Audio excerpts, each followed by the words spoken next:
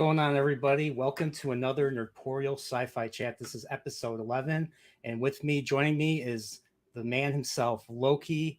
How you doing, Loki? I'm doing great, brother. How are you doing? What a night to talk about the day the Earth stood still. I'm absolutely psyched about this. I watched this earlier today, again for like the umpteenth million time, just as like a quick refresher course. And hell yeah, you got to tell everybody how you came up with doing this one though. What we were just talking about, you got to tell everybody how you came up with it. Because yes, as soon as I he told me, I was like right there with you because I just watched it too. So I won't tell the story for you. Go ahead. I'm sorry. so so there's this show that just came out on Paramount Plus. The acronym is SNW, but it's a very strange show. It's called Strange New Worlds, and the very first episode begins with some guy named Christopher Pike, played by Anson Mount, is watching while cooking. He's watching the day the Earth stood still. So I'm curious. I'm like, Robert Wise is in the new Trek universe and stuff, and I'm like, I was like, is motion picture also in this universe as well? So I just couldn't believe what I saw, and so I'm like, I have to review this now just because of the fact that they're trying to copy the Orville by showing movies and pop culture in the show now. I mean, that's what it is. They showed The King and I, and they even showed Planet of the Apes in the Orville, but not like as part of a thematic counterpoint or anything. So yeah, I'm curious, Loki, how did you come by this film? Now, this film came out in 1951, and I can tell all of you that I was not alive in 1951. Oh, neither was I. Neither was I. Oh, I got all of this from watching all these old movies with my dad. It seems like a lot of us out there kind of got that either our dads or our moms. They loved movies like these, so I got like this. I got the Thing from Another World, the original Thing from Another World, the black and white RK Radio Outpost presentation, all the old black and white monster movies, the Universal monster movies, all that. I saw all this because my parents saw this shit. So, Yeah, my dad got the DVD one day. He's just like, he's like, hey, Brian, hey, have you seen this movie? I'm like, no. And he's like, watch it. I think you'll like it. And I was actually pretty interested. Like when I was a kid, I was pretty interested in the Cold War, and like this movie really showcases like what would happen if an alien came down during the Cold War, like just like all the how it like all the hysteria that would follow from that. And this movie in particular really taught you, like, besides people just having dialogue, a lot of the dialogue in this movie comes from like radio broadcasts, from television broadcasts, like that you see news reporters reporting like all the stuff that's going on, kind of basically setting up the setting and everything. Um so yeah, I thought this was I thought this was a very compelling story, and I've seen. Have you seen the remake? What'd you think of the Keanu Reeves remake? I can't watch it. I can't watch it. I tried to watch it once, and I was just like, nope, no, no, no. I watched it once, and then I never saw watch. I never Yeah, watched it yeah, again. yeah. But It's this, one of those. Yeah, it's one of those trash remakes that you just. Yeah, yeah, yeah. in that movie, Gort, the Gort is the robot. Gort is like made up of like millions and billions of like nanomachines, I Yep. believe. It's nanites, and that's how they're gonna take out the whole planet is with nanites. Yeah, so See, I was it's a just lot like, easier just to be like, you know what, get your shit together, because that's kind of what Klaatu pretty much says at the end of this movie. He's like, you know what, mhm. Earth, get your shit together, because there's a big universe out there, and you're like a gas stop. You're a gas station on the way to this bigger universe. Get your shit together, learn not to be so hysterical, and come join the rest of the universe. Whereas in Reeves' movie, in Keanu Reeves, it's like, no, we're just gonna wipe you all out because we don't like Earthlings. Yeah, that's what. Oh, Oh, that's what happened. Okay, that I forgot. I've seen it once years ago when it like came out, so I don't even remember what was said. So that's terrible. and I But yeah, think they this knock them back to the Stone Age. They take out all the technology in the world, all technology, all weapons, all that's taken out, and they leave them in like caveman level society. which I'm Oh just like, no. yeah, whatever, Oh no, whatever. that's not a good message at all. So it's basically like a what if Klaatu just had Gort destroy everything is pretty It, much what the remake is. it shows the incompetence of today's writing teams compared to Ben. Pretty much, they didn't have to like shake their finger at you and tell you a lesson. Klaatu was like, look, I've seen how you people act. I've observed you, and you see that throughout the movie. It's not like he's teaching you a lesson.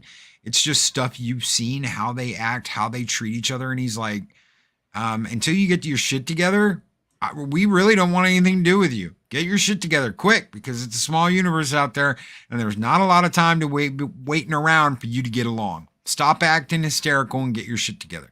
And it seems like that's all anybody does today is act hysterical and doesn't have their Oh shit yeah. together. Can you imagine? Can you imagine if let's say Klaatu is real. Imagine if Klaatu came down and landed in Washington D.C. today and stuff. Do you think the exact same thing would happen, or do you think something worse would happen? Oh no, something definitely worse would happen. Definitely something worse would happen. It would not be, I mean, and I wouldn't blame Klaatu at all if he was like, okay, let's blow the hell out of these blue-haired Landwell bitches. I wouldn't blame him at all. Let's just wipe this planet out and we can go somewhere else. I don't blame you. I really don't, because people act like fucking idiots.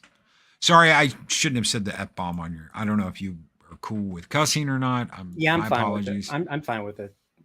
Yeah, I prefer I prefer straight from the heart, but not the Enterprise song. I hate the Enterprise song. I always skip that. So but yeah, the Klaatu, it's very interesting. Like I love this opening segment right here. Like they're picking up a flying saucer. They're picking up a UFO. It's very 1950s, and of course the music by Bernard Herrmann, who is known for for a bunch of the really popular Alfred Hitchcock movies. I would consider Bernard Herrmann like he's like the horror, like he's the horror. I consider him like the first horror composer before even like you had John Carpenter and all that. Like he knew how to create Yes. a really tense, unsettling score. And this Yes. movie, even though this is not a horror, this is a science fiction. There's a lot of horror elements in this movie, and of course the basis of all the horror elements is of course Gort, the robot, the invincible robot that is basically the police force. So Klaatu comes from like a I wouldn't say a federation, but they come from like a protectorate of planets that they have no wars. They're free to pursue whatever enterprises. Of course, I'm basically saying everything that he says in his speech at the end of the movie, but they have the robots, Gort's people or robots or whatever race. Gort's race basically dominate them in terms of aggression. So hence, there's no aggression, there's no war, and any aggression that occurs gets put down like right away. And they're concerned that humanity is going to bring, because they started developing atomic power, splitting the atom, splitting the nucleus, and testing rockets. 1951. So this was like what, 6 years before the Sputnik launch. So, and that if you I'm sure you've learned about Sputnik and how crazy the media and everybody reacted to that situation. Like, oh my gosh, the USSR is going to take over the world because they launched a satellite. Well, we launched a satellite a year later. So There's a line, I'm trying to remember it. And as I looked out into the black, I saw no God. And supposedly that is what Yuri Gagarin said when he got into space. Like, they didn't know what was going to be there. They had no idea. Am I going to be in heaven? Is there some kind of heaven up in the sky that I'm gonna pass out of the boundaries of our planet, and suddenly God's gonna pick me up, by his hand and be like, hello, little human. They had no idea. So it was like one of those, whether he actually said that or not, There's no recording of it, but supposedly it was something like I looked out into the black void and there was no God. Now, Yuri Gagarin was the first man in space ever, Yes. right? Okay. But yeah, that must have been like, I mean, I'm curious how much, I mean, besides looking up at the sky at night, I mean, I'm sure like I'm sure it's a I from hearing like testimony from astronauts and even from Mr. Shatner himself when he went on the space, it was a very it's like nothing you've ever encountered. It's like we are tiny. Like this planet is tiny compared to just I mean just in terms of the solar system. Imagine the greater galaxy or even bigger the greater universe.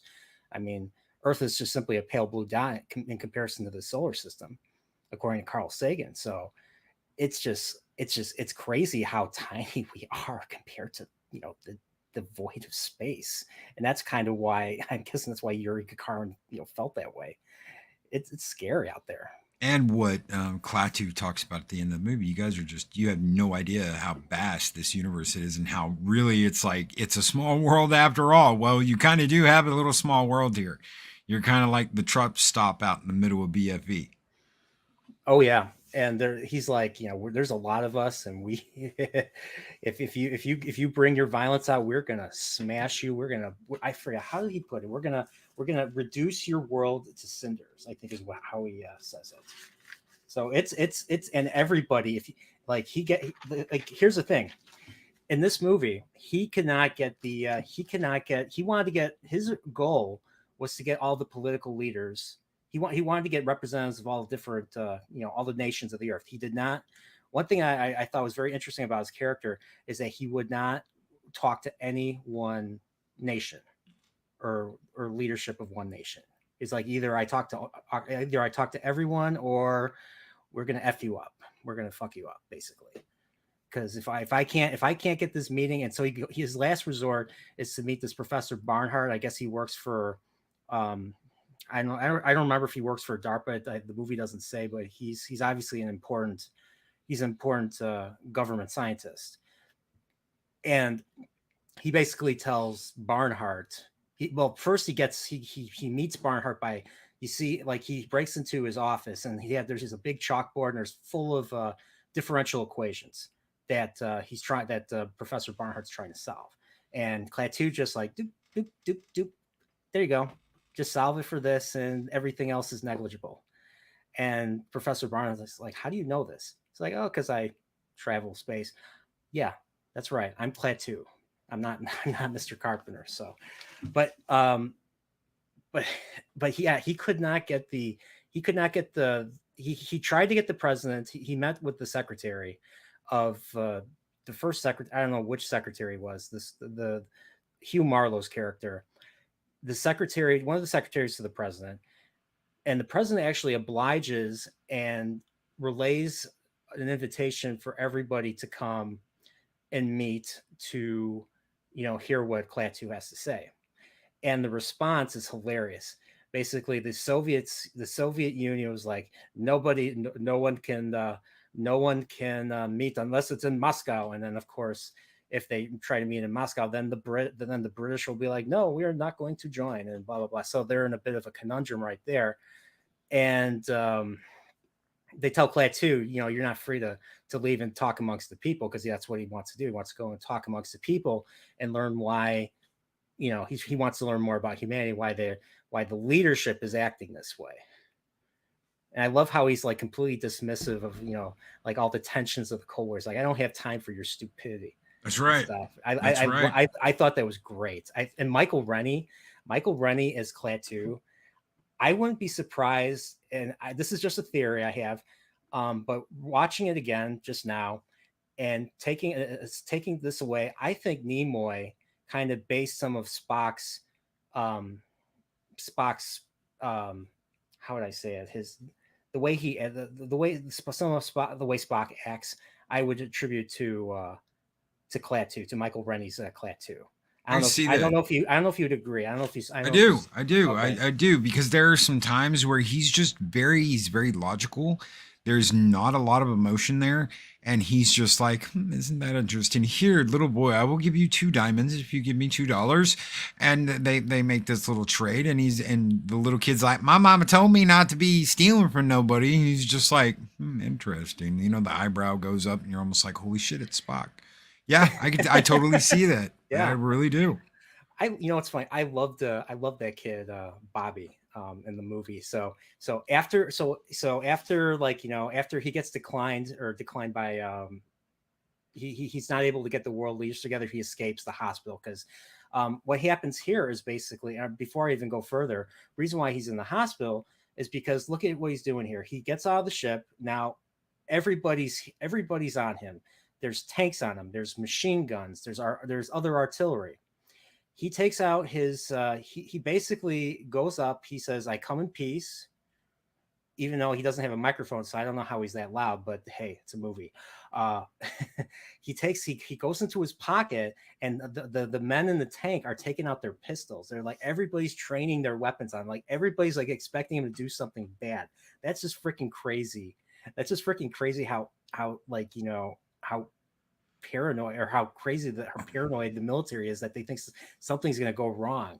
There's two big prevailing theories, and we didn't get one of them until Stephen Hawking.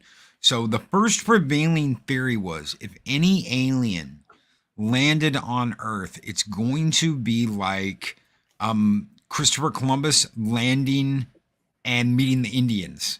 I mean, you can imagine they've got guns. Indians don't have guns. Musket versus bow and arrow. Musket's going to win. It's just the way it is. So the technology level is going to be vastly apart. Now, Stephen Hawking, his theory was that any race of being that got that level of technology to travel between the stars would be such an enlightened species that they would not be violent. They would be like Klaatu here. But for a long time, the prevailing theory was, if aliens land on Earth, they're going to want our resources. They're going to want our water. They're going to want our women. They're going to want everything we hold dear. The Martian invasion is real. They want moms. They want water. They want women. They want all that stuff. So it took a while for us to be like, well, if a race ever got to that technological level, they would have to be peaceful people. So those are the two big theories. It's either going to be really, really bad, or it's going to be really, really good and peaceful. Hence the contribution to Star Trek, the whole idea of, Star Trek, people going into, Starfleet going into space, and their intentions are always peaceful. Only violence is used as a last resort. So, okay, same idea. I didn't know that. I'll have to read up on that Stephen Hawking. That's very interesting to know. But here's the guy on the screen right here. The moment he takes Klaatu takes out his little thing, it looks like a weapon. It's elongated, and then it like sprouts open like the it made me think of the Dilophosaurus in Jurassic Park. You know how it like just sprouts open, and the guy shoots him, and he gets shot in, like, I think he gets shot in the arm, or I forget where he gets shot. But he gets shot in the arm, and everybody's like, everybody's talking, the crowd's going crazy. Then all of a sudden, something appears out of the ship, and it's Gort. And let's just say, when Gort gets on screen, shit goes down. He opens his visor. So here he has like a visor right here that he opens. When he opens that visor, you do not want to be in that direction of that beam that comes out of his eye, because he will destroy anything and everything. Like, he vaporized the tank. He vaporized the tank that those two dudes were in that shot him right here. And he vaporized all the artillery, and he vaporized all the guns. He vaporized all the rifles. So there you go. See the beam right here? See, that's all that's left right there. So this is this, even though Klaatu came in peace, there's a danger that also accompanied him and stuff. So hence why he was in the hospital, and hence why he felt the need to escape. So So here he is in the hospital. This is Michael Rennie, and this is the secretary who basically said he was a courier who relayed the information that the president gave him, and of course they couldn't get the political leaders to agree to meet up, and hence why he escapes. And of course, at this point, Gort is simply motionless during this entire sequence, while the military is trying to figure out the military while Klaatu's in the hospital. The military is trying to break. They're trying to dismantle Gort, and they can't do it. They're using like blow torches. They're using diamond drills, and they just can't do it. And the same thing with the ship. Like the engineers or the guys trying to cut into the ship where the ship parted because it opens horizontally. It's like there's no crack there at all. I just love how they can't get into the ship at all. So after that, we find out here, and this is a nice little bit of lore right here. The doctors basically take his X-rays, and he's basically human, despite the fact that he comes from another world. He's basically from a similar world, an alternate Earth, and stuff. So there's like similar atmosphere, similar gravity. So he's basically a human, but he's just a human from another planet. So hence budget, and hence just like in Star Trek, there's a lot of all those alternate Earth episodes. So I thought this was a very interesting little thing to learn right here. And of course, what else? Maybe you can. Maybe you can. Maybe I have a theory. Where I think we find out that Klaatu is like 78 years old in this movie. You know what I think? You know where I think he's from? I think he's from Middle Earth. I think he's a Dunedain. He's blessed with long life because that's what his people are basically. Well, imagine if Middle Earth evolved into a futuristic society. Well, even in Star Trek, I think Bones was 118 years old in the first episode in Encounter at Farpoint. 118 years old.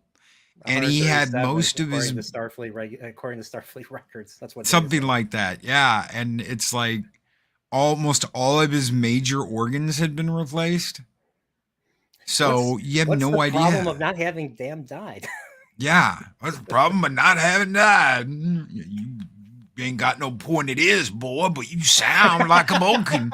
I'm an android, just as bad. Almost as bad. That was a great. They didn't even call him by his name. They just said, "Oh, the Admiral is a remarkable man."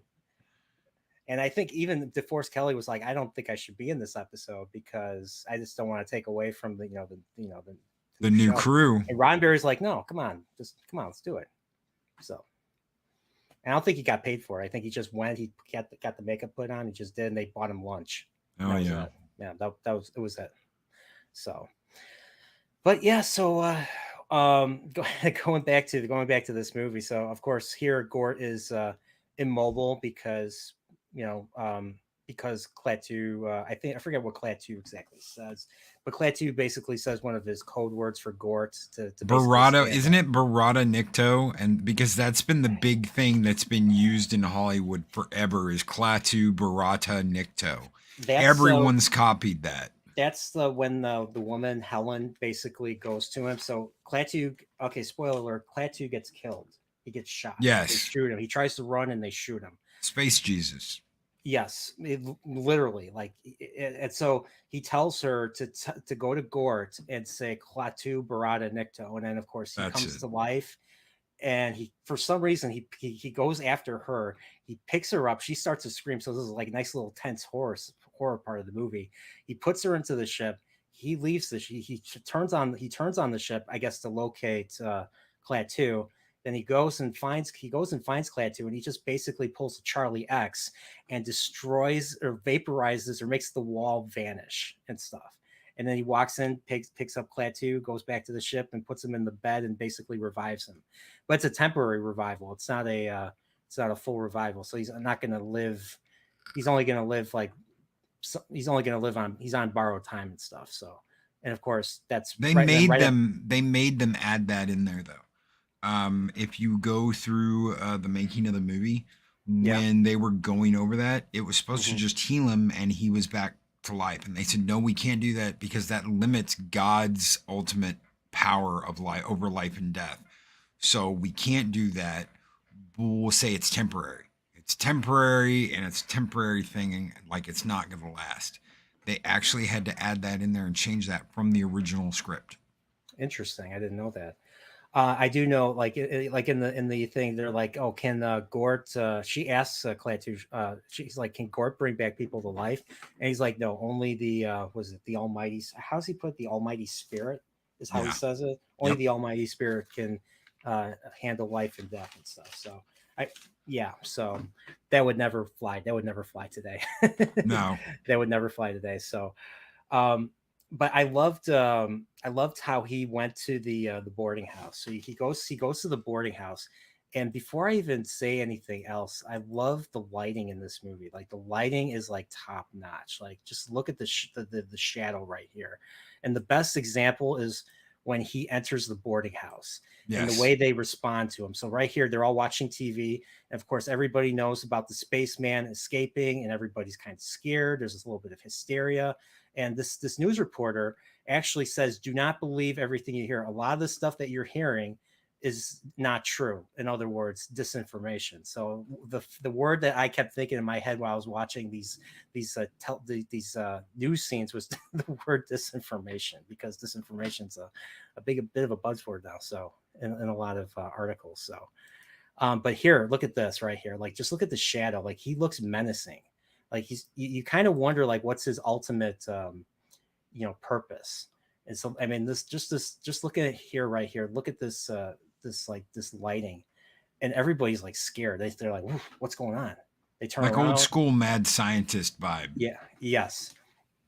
And if you've seen, like, if you watched enough anime, like, usually when a character is like, kind of, borderline on turning to the dark side, you don't like see their face, or their eyes are or if they're wearing glasses, their eyes are covered by like reflective light. I don't know if you know what I'm talking about, Yes. but it makes me think of that same idea and stuff. So, but so here they all meet him. They're like, "Who are you?"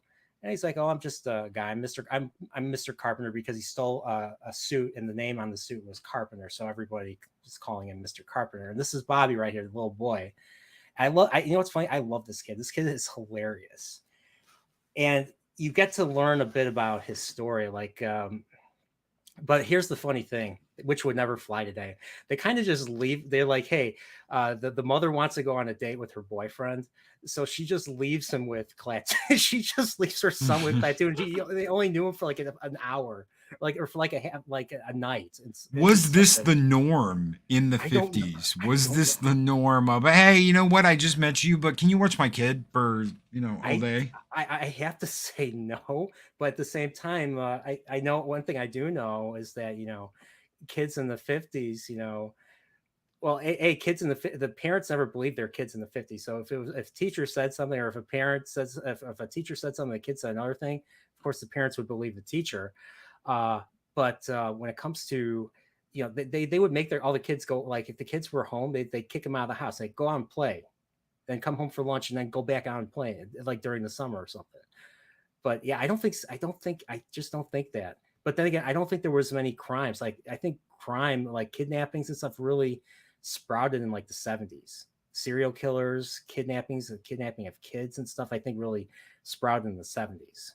I think. So when we're talking late, very, very late 90s, early 2000s, the apartment complex I lived in, the parents would lock the doors. And when the kids came home from school, they were outside until the parent came home.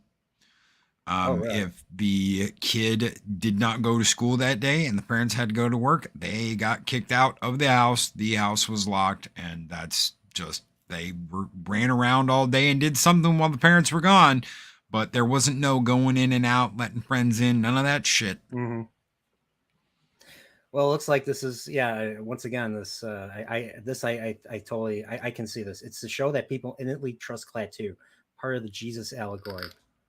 I can definitely see that. So, but so they leave Bobby right here. Bobby's a really imaginative kid. I like this kid. Like if like this kid, you can tell this kid reads comic books. This kid watches a lot of movies, because the first thing he says is, I want to see the spaceman. I hear he's got a square head. He's got three big round eyes, and they're like, oh, be quiet. The mom's like, oh, come on, Bobby, be quiet and stuff. So Someone says something about tentacles in this too. I can't remember what part of the movie is in, I but think they it was say something about I tentacles. think it was this guy. I think it was this news guy was there. People were spreading hysteria like on what the alien was capable of. And he's basically says, none of this is true. Do not believe what you're hearing. He doesn't have tentacles. He looks It's like a quote man. unquote, it's quote unquote disinformation. I'm just thinking in current day terms, it's quote unquote disinformation. So don't believe it. Fake news, fake news. Yeah, there you go. So they go. So he gets sent to his room, and then the next morning, you see the other tenants are at breakfast. They're listening to the radio. We're hearing like this one. They're listening to this one radio show that's basically saying that they're basically talking about like, oh, this alien's a dangerous creature. Like everything that was we just talked about is they're listening to the show, and it's kind of like conspiracy theory type of stuff with aliens, and like how like the alien, like I think this might be the tentacle thing, and like they're asking like, how dangerous is this creature? What do we have to do to get rid of it? What do we have to do to protect ourselves? It's really heavy stuff. And of course, the guy on the left who's smoking, he's like, why doesn't the government do something? Like no, the guy on the right says, why doesn't the government do something? The guy on the left's like, oh, they're only people my foot, they're Democrats.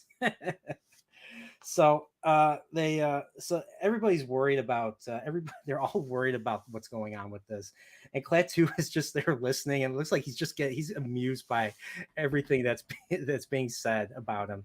I think it's hilarious. If I was the alien, I would be amused. Oh yeah, People are just, all the stuff that people are making up about me. and amused at the way they treat each other too. The way they treat each other, the way they talk about each other. I'm sure to him it's like, wow, did we ever act like this? Because I'm sure he doesn't remember if they ever acted like this, but the way we act, yeah. Mm-hmm. Even back then, it's even worse now. People, shit. Oh, now people make stuff up just to make stuff to make stuff up. So you got to be careful what's out there. So, this is so she's going out with her boyfriend. This is was it Mr. Stevens, Tom, who turns out to be a real dick at the end. He's basically the reason why Klaatu gets killed, because he's the one that calls the Pentagon and rats him out and stuff. And I'll be honest, nobody likes a rat. So basically Klaatu, or Mr. Carpenter, spends the entire day with Bobby. And the first thing they do is they visit Arlington National Cemetery. And this is a very to me, this is a very touching part of the movie. Basically, this is his father's grave. So Bobby's father died in World War II, and he's basically telling his father's story to Klaatu, and Klaatu doesn't quite understand what's going on. Klaatu doesn't understand like war. He's like, all these people died in a war, and Bobby's like, what? You don't know about Arlington Cemetery? He's like, I've been very far away, so I'm just learning all this. And he's like, yeah. He's like, yeah, this is all the people here have passed away in war. And it was just another nice little touch to see, just some character building. And of course, seeing how Klaatu and Alien kind of, deals or understands this. And of course, I forget, what does he ask? He basically asks, oh yeah, he asks, he's like, hey, what do you want to do? What else do you want to do today? He's like, I want to go to the movies. He's like, he's like, do you need money for that? And Bobby's like, were you a screwball or something? Or I forget what he says exactly. And then he takes out those, Klaatu's like, I have these jewels. Will they take this? And he's like, will you trade? I'll take your $2. Will you take two of my diamonds? And I like how he reacts. He's like, "Oh, my mom doesn't want me to." He's like, "Oh, I would, but my mom doesn't want me to steal." So it was pretty funny. It was pretty like that's the face he made right here. So of course he's wearing a Yankees cap. And of course there was another great shot right here where they're visiting the Lincoln Memorial, and of course Klaatu is reading the Gettysburg Address right here. And of course, everybody knows Gettysburg Address is one of the most powerful, addresses that a president gave, regarding, the loss of a lot of people after the result of, probably the most important battle of the Civil War. And Klaatu's like, now that's a man I would want to talk to. This is great words, and I'm taking it. That was a great man sitting there. So I thought that was a nice little. I thought that was a nice little touch too. So He's obviously he is more used to people acting like that.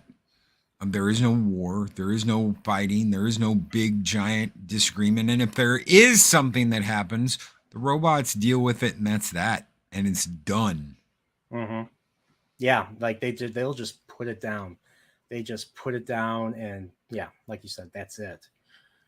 So, so I forget so what is next. So they go and meet. So here they're visiting. I like how he goes back to he goes right back to the ship with Bobby, and nobody recognizes him. Of course, Gort's right there, and Gort's right there, far away, and the some a media clown comes up to him, asks him questions. They're like, "Are you afraid?"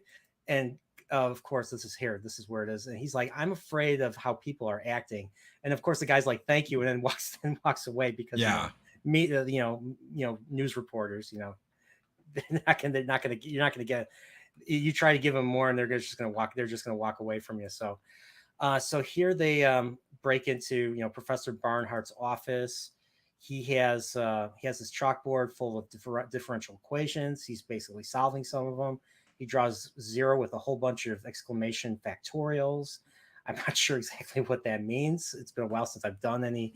I have never done advanced physics equation, or I haven't done any advanced math like this in a very long time. But I just like how he just solves it like really easily. And of course, the secretary catches them, and he's like, yeah, I basically solved this equation for your boss, and this is my name. My name is Carpenter. Please have him call me. And she was about to erase what he wrote, and he's like, your Professor Barnhart's going to need that. So you see right here, it's secretaries. And so of course right away it's nighttime. It's nighttime, and he gets Carpenter, or Klaatu gets picked up by one of the soldiers that is aiding Professor Barnhart. So Professor Barnhart basically takes this guy takes him to Professor Barnhart, and we learn from this scene, Professor Barnhart with the Larry Fine haircut right here. Where is he? There he is. That's Professor Barnhart. We learn through his point of view what Klaatu is going to be doing and stuff, and what he's going to be planning. And he tells Barnhart that he needs to meet with everybody. He decides to meet with instead of meeting with all the world's politicians who are irrational and just power hungry. He would rather meet with the best thinkers, the greatest minds, hence the best, all the scientists in the world. And he has Professor Barnhart basically arrange a meeting, of everyone around the world to come to Washington D.C., meet at the UFO craft, and that's where Klaatu will address them. If not, then there could be dire consequences, and this really freaks Barnhart out. And Klaatu makes it clear that if this doesn't work, that Earth will be reduced, or Earth, the fate of the world is, the fate of the world is, I can't think of the word. The world, the Earth could be destroyed and stuff, basically. So Barnhart basically asks is there a way to to show them you're serious? It's like, okay, I can do something that would dramatize and but not harm anybody, that would, send a message.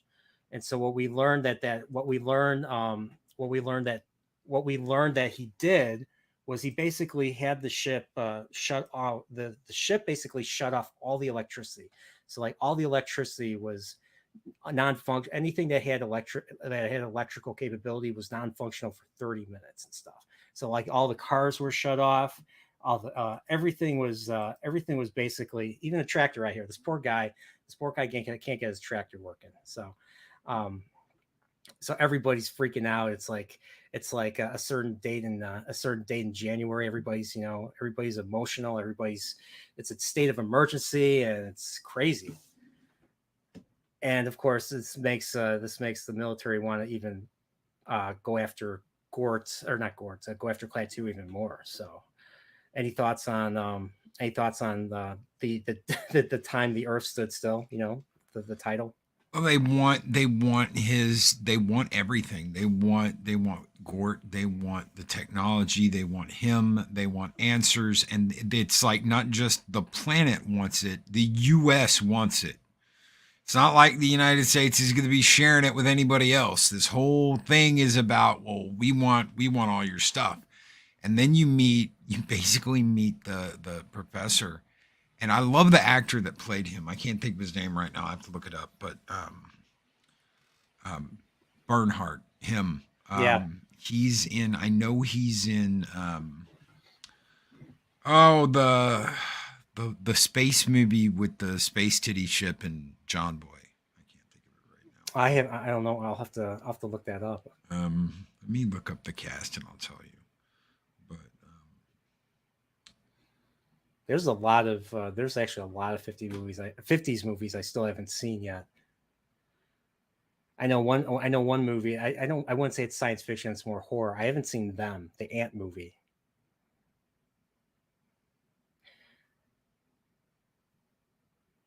I'm trying to think of his IMDb because he's in so many dang movies.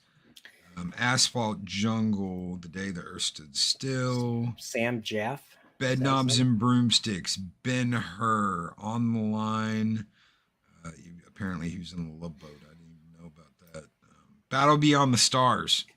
That is the movie I was thinking of. He was in Buck Rogers. He was in Cute Iwo Jima. He's been in a bunch of movies, and I didn't even remember he was in this until I saw him in this today. I didn't even remember that he was in this. So it was a nice little, holy shit, I remember him. So I think they let's see. So he basically, while all this,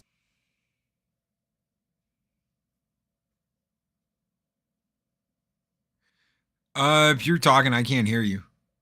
I don't know if your mic's muted. Nope. Nothing. I don't know. Hopefully that's not me. Make sure I'm still got audio. But I can't hear you. Yeah, I've still got audio. Yeah, Wes says no sound. Can you guys hear me, or is it just you can't hear him?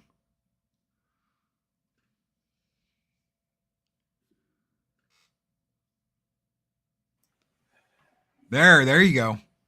Can you hear me? Yep, I can hear you now. Okay. I must have muted myself by accident. Okay, that's me. It's not you, it's me. I was like, holy shit.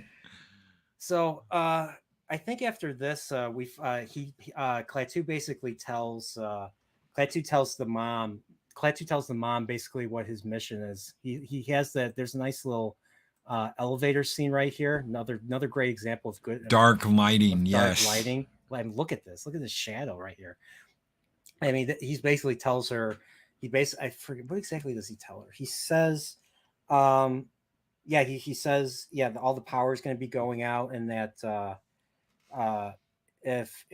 he basically, because what happened was when he before this, he actually goes to the ship. He sneaks out of the boarding house and he walks to the ship, and Bobby follows him. Bobby follows him and witnesses he witnesses um, he witnesses Klaatu take the flashlight and reactivate Gort with the flashlight. I don't know if he was using like Morse code or something, but he was using something similar to Morse code that allowed him to activate him. And of course, it was a creepy thing.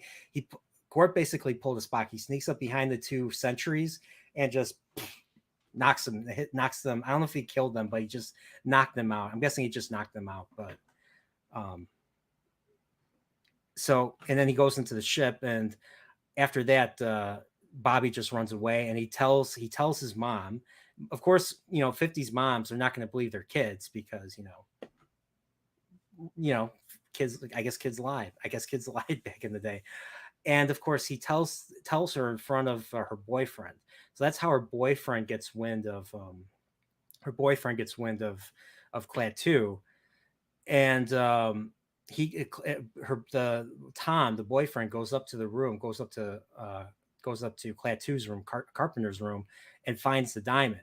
And then of course he takes later on that same time when all this when all this stuff is going down, he's actually at an appraiser trying to get an appraisal of the diamond.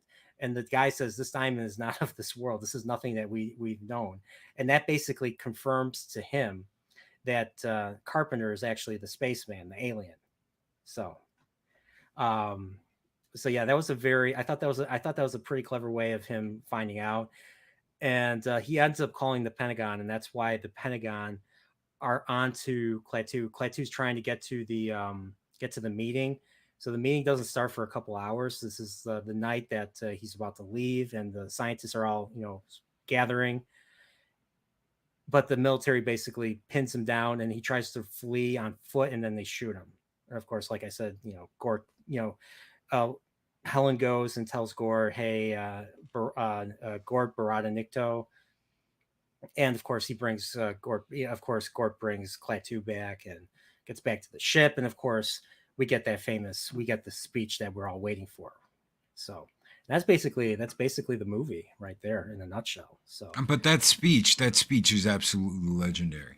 Yes, I actually wrote it down. So here, so he basically warns the Earth of that aggression from any group will not be tolerated. Either security for all or no one is secure. Freedom is not given up, except the freedom of acting irresponsibly. Human ancestors knew this with creating laws to govern, and they hired policemen to enforce. We of the other planets accepted this principle.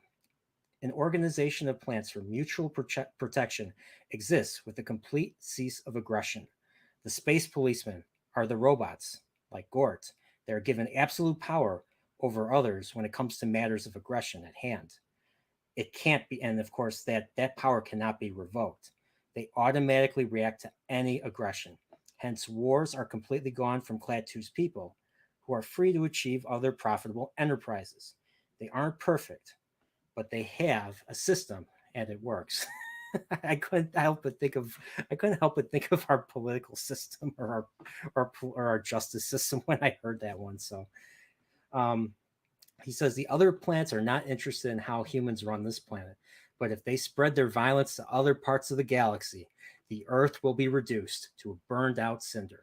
Join us in peace, or pursue your present course and face obliteration.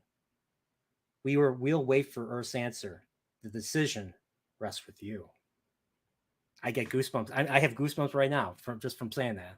Such a great freaking line. And it's quiet. Like, they are all quiet. All the scientists are complete dead silent after that. And then he walks into the spaceship and descends into outer space. Or like Jesus ascends into heaven. So I thought this was a great movie. I didn't realize this was based off of a novel or like a short story or something.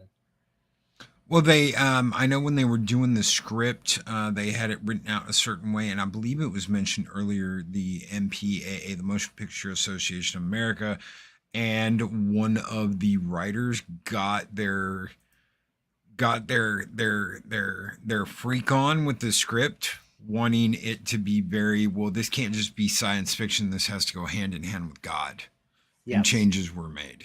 Mm-hmm. Yeah, and of course now now would be the complete opposite. They would get rid of the whole God. They would get rid of the whole God aspect and Yes, make it something totally different.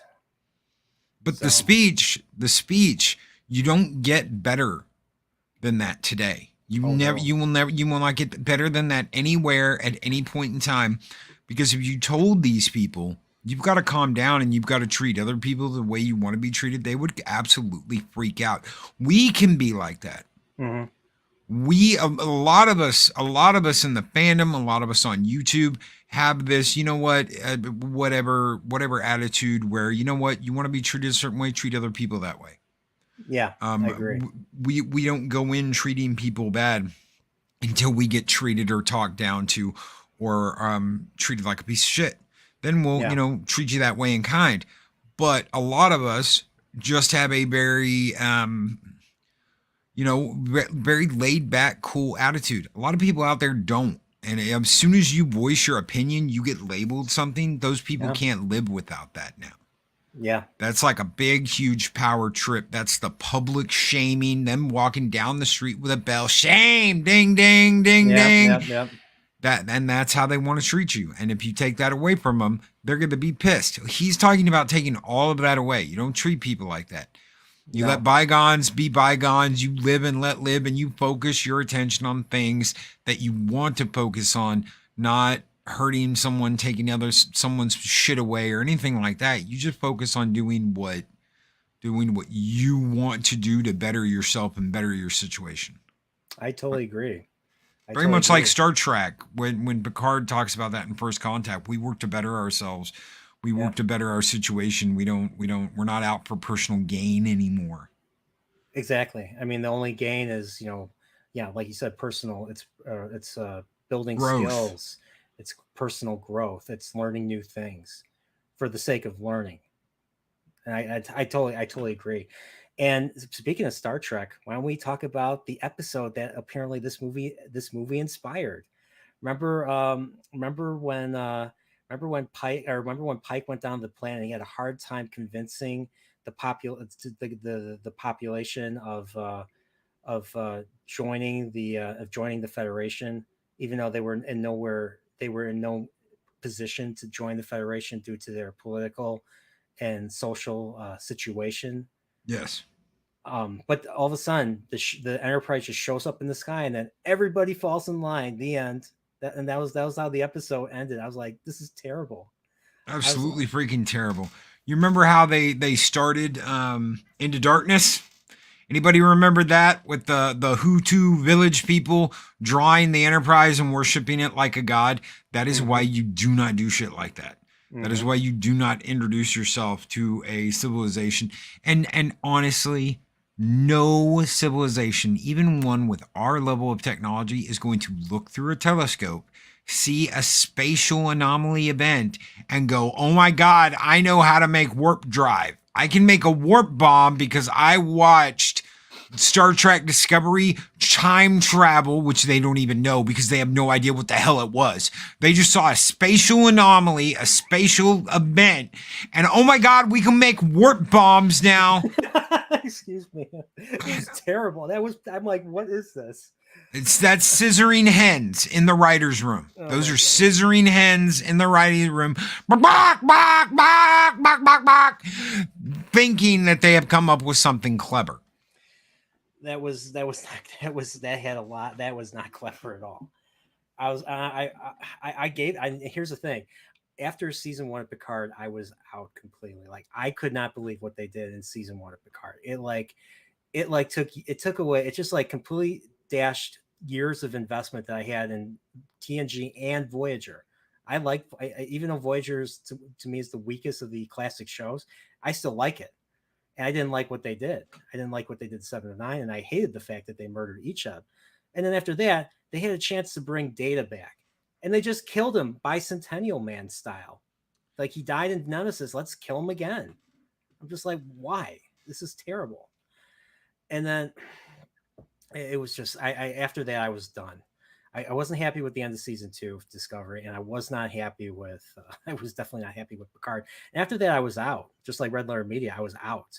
But then I see the Strange New Worlds, like, oh, how are they? They're like, oh, we're gonna return this to form. This is gonna be just like the classic Star Trek No. that you like. And I'm like, how are they gonna mess this up? At first I was No. like, how are they gonna mess Q up? Well, they did. They Well, killed they him. messed. Yeah, they messed They Q simply up. killed him. They killed him as an FU to fans that were hoping Q would erase that universe. Yes. That's Yes. that's my humble opinion. Okay, my They left. my They irreverent left. opinion. They left Rios in the past to make Seven a captain. They left. They left one of the only semi-interesting people, and he was dumb, ladies and gentlemen. He was dumb.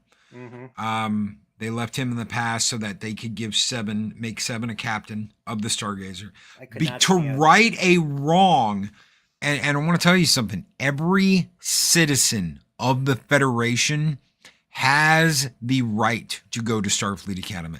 Every single citizen has the right to go to the academy. And they were like, no, you're not a citizen. 7 of 9 was a big part of the reason why Voyager got home. Like she was the one that built that lab, the astrometrics lab that she was in charge of, and that helped them get home. That was able to measure that was able to measure their location in reference to the center of the galaxy and talk to Starfleet through other technologies because of that advanced. Yes. Was that the micro? No, that wasn't the micro wormhole. That was micro wormhole was the the Romulan time ship. No, that was the hunters, the predator wannabes. That was one of their stations that they were able to use. Like it was a station array that they were able to boost a signal off of to talk to Starfleet.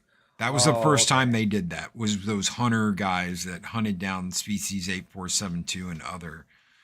Yeah, the predator wannabes in the weird armor. I can't remember the Hirogen. Hirogen. Thank you. That was I did like those episodes with the Hirogen.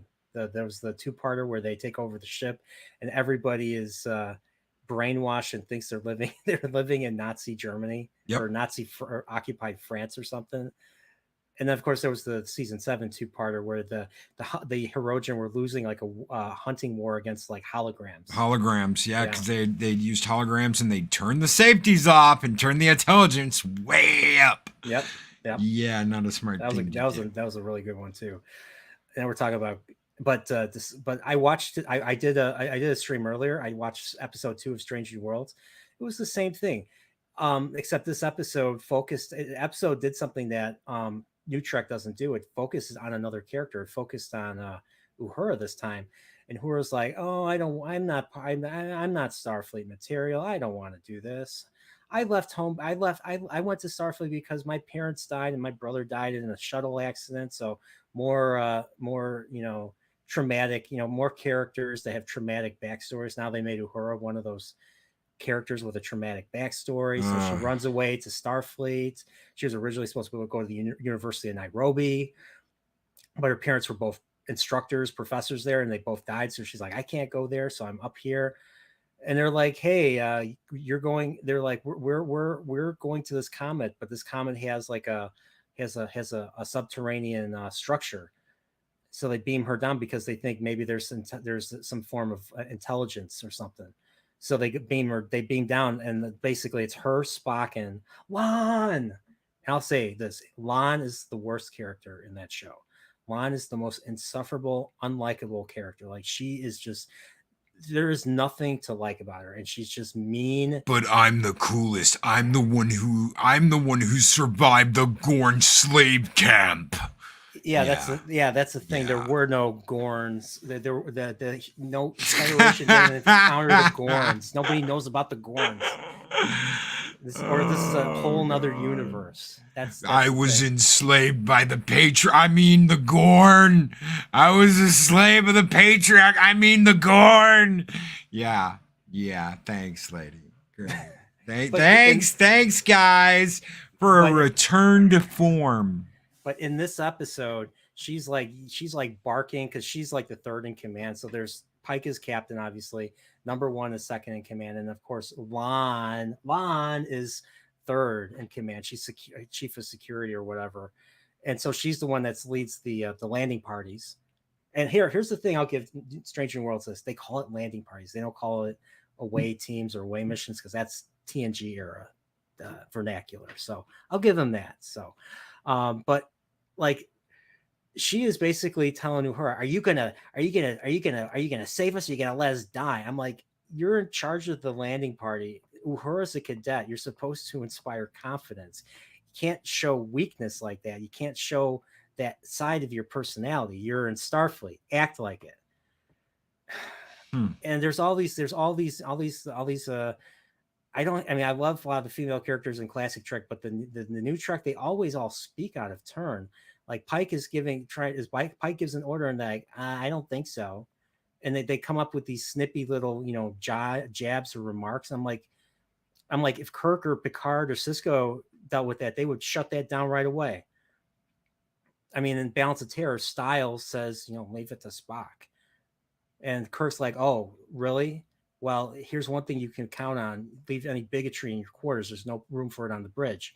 Or Sisko will tell, Bashir will interrupt Sisko, and Sisko will pull him aside. He's like, don't you ever do that again.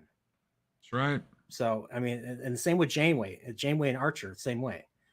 The old captains acted like captains.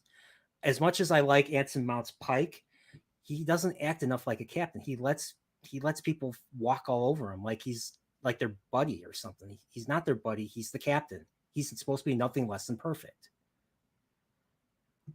So yeah, I'm gonna give it up to episode 5, and episode 5 is called Spock and Mock.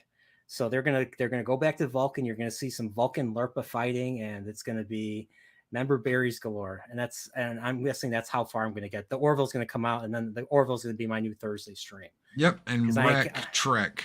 Yes. And everybody, Mike, Pacific 414 uploaded a new trailer for the Orville. Go check it out. It was an entertainment only thing, but Mike used his magic and made it a YouTube thing. Thank you, Mike. Thank you, Pacific. You're awesome. And it's a great trailer. I can't wait. June 2nd, I'm covering it. So that's right. So you have any final thoughts on Day the Earth Stood Still, Loki? What a classic. If you are a lover of sci-fi, you have to watch this movie. If you've never watched it, watch it. If you haven't watched it in a long time, watch it again. I watched it today for the first time in like 20 years. It's a great sci-fi movie. It's one of the best. It's one of the original. And make you think.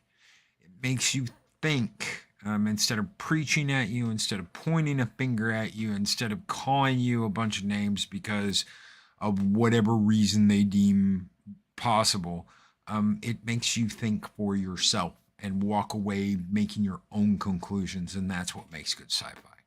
Yep, I totally agree. It gives you food for thought. It doesn't tell you what to think. It doesn't tell you how to think. And it doesn't berate you. And it doesn't berate the people, the characters you like. Everything shown here was written with intelligence and, in my opinion, love for science fiction. And science fiction was relatively new. I mean, it was expensive. This movie was not cheap. I mean, that set, the UFOs, the UFO interior set and the outside set were not easy to make. So that's another thing I can really appreciate about science fiction is just the high cost and the amount of work they had to go into it, not just in the writing, but also in the sets and the props and everything.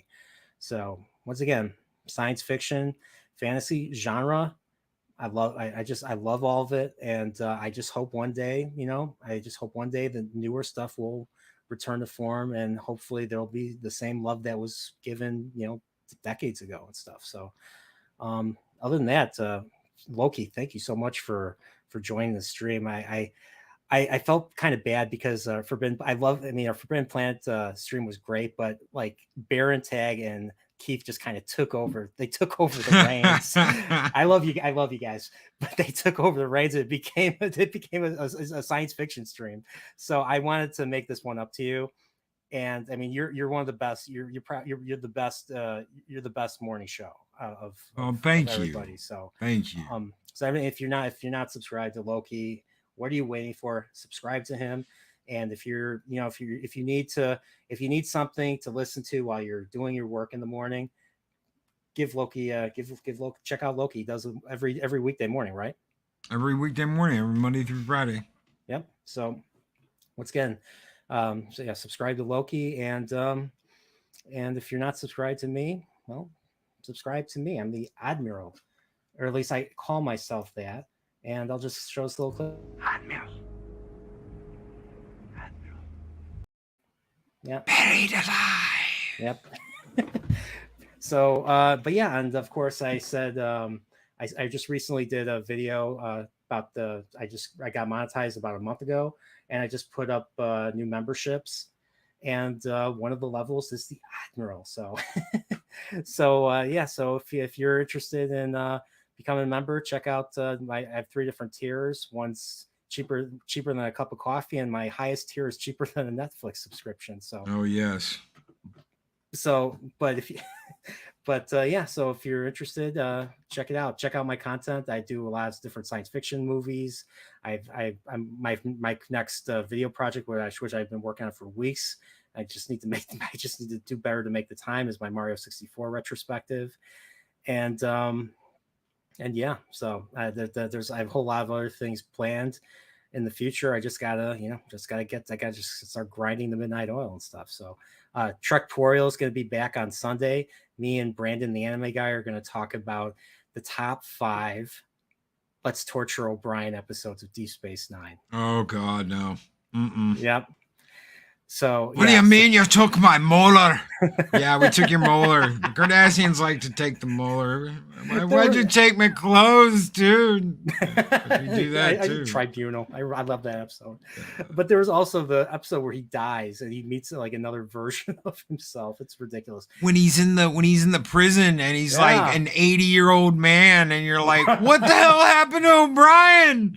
Yeah, I know. It was just like a dream thing. Oh God, poor O'Brien.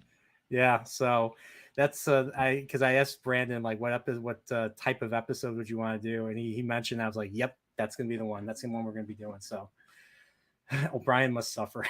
That's it. O'Brien must suffer. So all right, everybody. Well, that's gonna wrap it for Sci-Fi Chat number 11. Day the Earth Stood Still. Thank you again, and may the wings of Nerdporeal carry you to the next Sci-Fi Chat. Have a good night.